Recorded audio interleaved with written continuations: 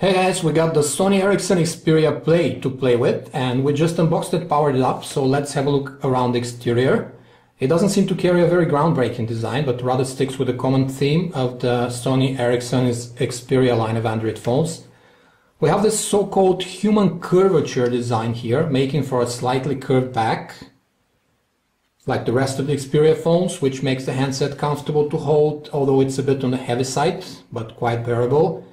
The display is 4-inch LCD, 480 by 854 pixels of resolution. Underneath it are the 4 Android navigational buttons, arranged in this chromed arc here, that is trademark for the Xperia line. There's also a front-facing camera and the light and proximity sensors above the display.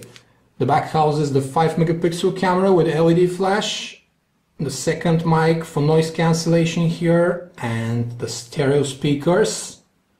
That's right, we have full stereo speakers on the Xperia Play.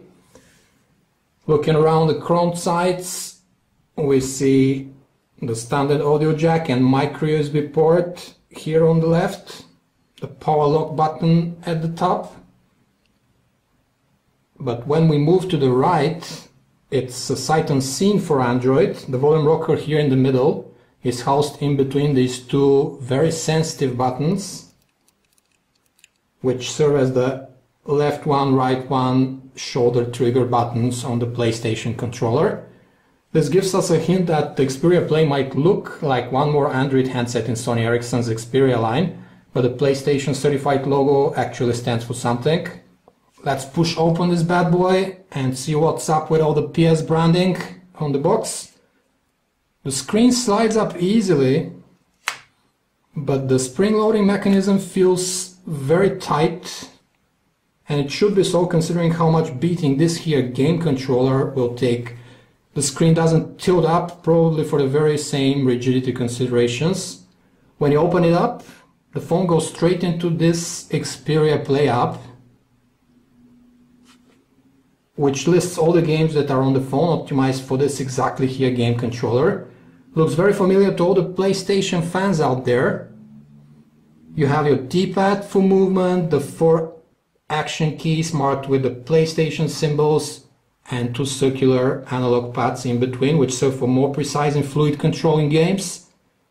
And little dots here so you can tell where your fingers are without looking at the gamepad.